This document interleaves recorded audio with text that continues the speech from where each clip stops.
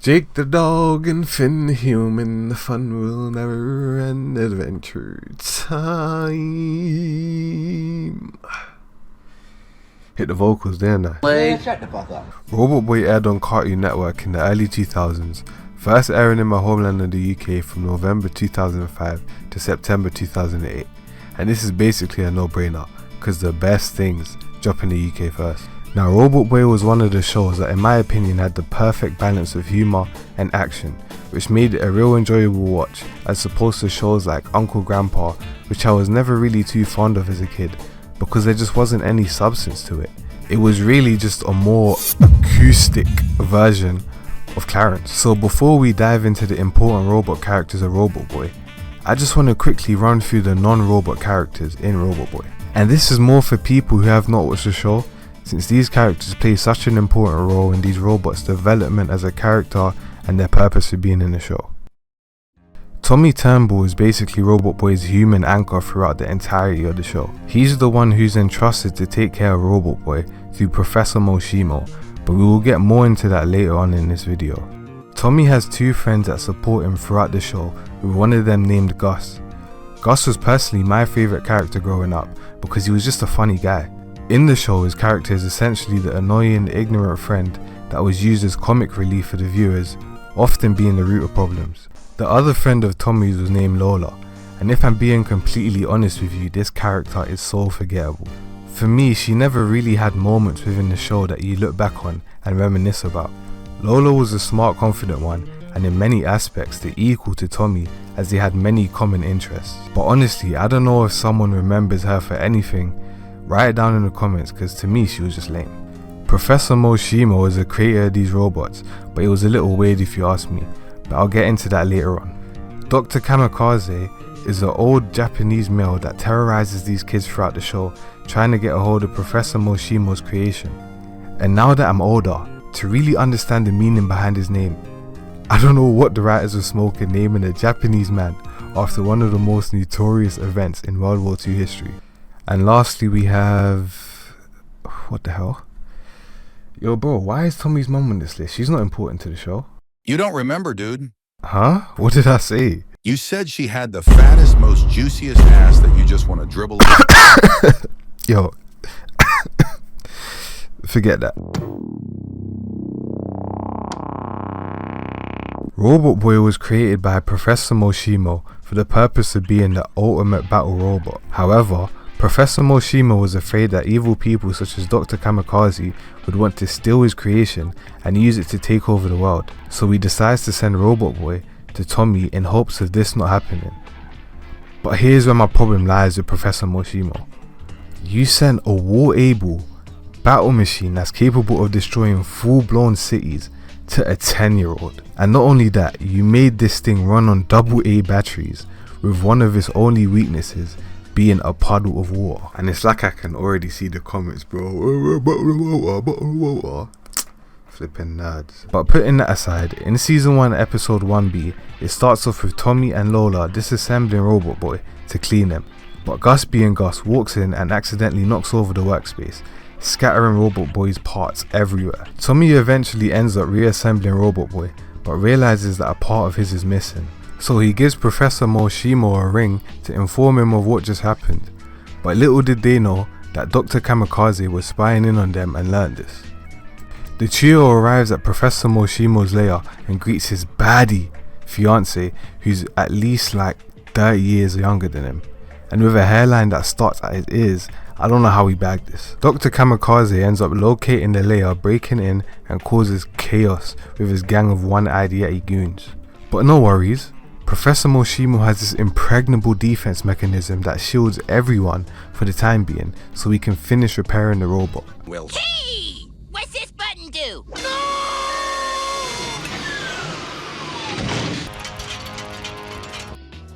So Tommy ends up fixing Robotboy discreetly, and Robotboy just sees straight cash money and starts putting belt to ass.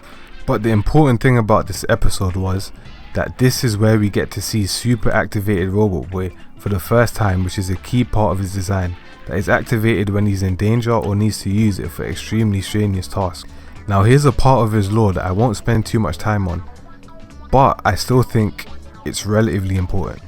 Now there's a reason as to why Robotboy isn't allowed to be seen in public, and that's because, as I mentioned earlier, it's to protect him from falling into the wrong hands. So in season 1 episode 4, a journalist ends up spotting Robotboy and goes out to investigate, but the government ends up finding Robotboy before he does, confirming that the government is aware of Robotboy and wants to capture him, because Dr. Kamikaze told them. And long story short, Robotboy ends up whipping all their asses.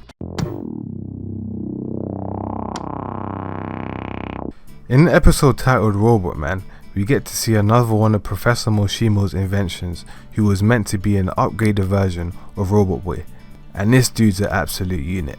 So at the start of the episode, Tommy Turnbull gets delivered this Robot Man with a letter on it that essentially said, "I can't take care of him, you have him," on the most deadbeat father type of vibe. Now of course Gus likes Robot Man more than Robotboy because of all the cool tricks he can do, which makes Robotboy upset. Time passes and Robot Man basically tells Robotboy that he isn't needed and that he should go. Now Robot Man has to have some of the most brutal lines because he was aura farming this whole episode. Tommy requires new companions. Intelligent, stimulating, clean. Gus is undesirable.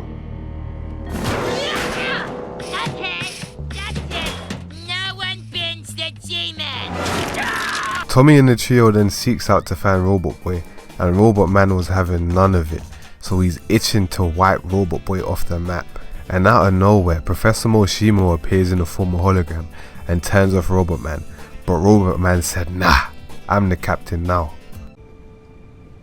Look at me, sure. Look at me, sure. I'm the captain now. He now turns into his super activation form, and that boy was looking like Wolverine out there with the claws. Dude had that same type of energy that Broly had pulling up on Goku in Dragon Ball Z. So fast forward now, obviously the MC always wins, so Robotboy ends up finding a way to beat Robot Man, and this is the last time we ever see Robot Man again, which is a shame because he was genuinely a good character.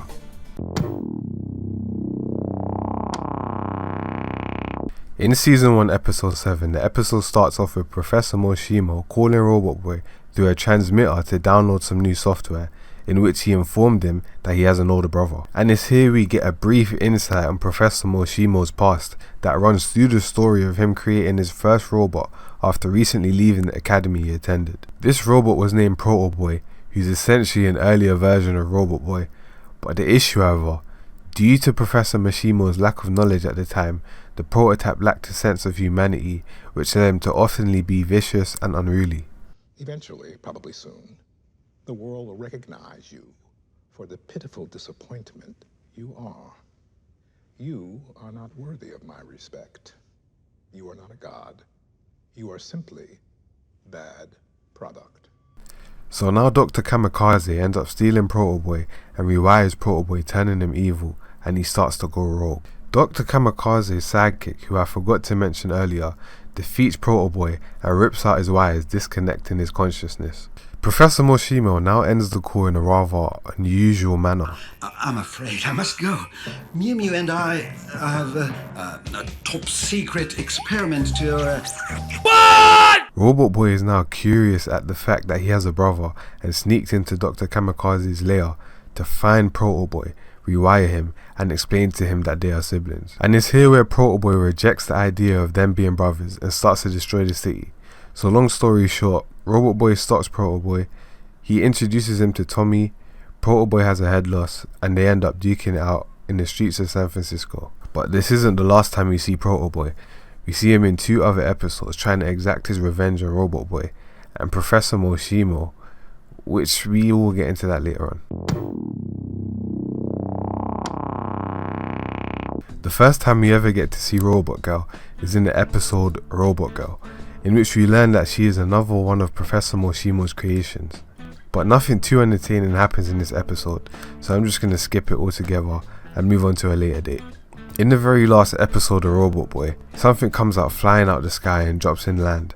So Robotboy, Tommy and Gus goes to investigate what landed, and they come to find out that it was Robot Girl. Robot Girl now activates and she plays a recording from Professor Moshimo portraying him to be in danger, scurrying to send Robot Girl to Tommy, like he always does when there's a problem he doesn't want to deal with. So now Tommy brings Robot Girl to his room, opens her up, and finds out that her emotion chip is damaged, causing memory loss and for her to be emotionally unstable. Hi, Robot Girl. There, you've been through a lot, haven't you? Just dry those sweet little light-emitting diodes of yours. There, that's better. Why don't you go into the bathroom and freshen up a bit? 'Cause you really look terrible.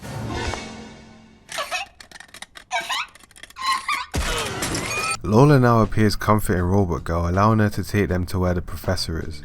And this is where they confront Robotboy for the very last time in the show, giving them the ultimatum of handing over Robotboy and Robot Girl to save Professor Mashimo. Protoboy catches Robotboy in an attempt to stop Robot Girl from handing herself over, and a fight breaks out between Protoboy and Robot Girl. And boy, when I tell you, Protoboy was putting the absolute hands on Robot Girl. So much so that he managed to knock the batteries out of her. Bro, I don't know why it seems so disrespectful. Robotboy and Professor Mashimo ends up being the heroes of the day, breaking out and defeating Protoboy, thus marking the last time we ever see Robot Girl or Protoboy. There's a lot more robots outside of the important ones that appear in Robotboy, so if you guys want me to create another video running through every one of Dr. Kamikaze's creations, just let me know in the comments and I'll get that done. And if there's anything else you want me to explore, whether it be Slugterra, Samurai Jack, bro, even Skatuni, let me know.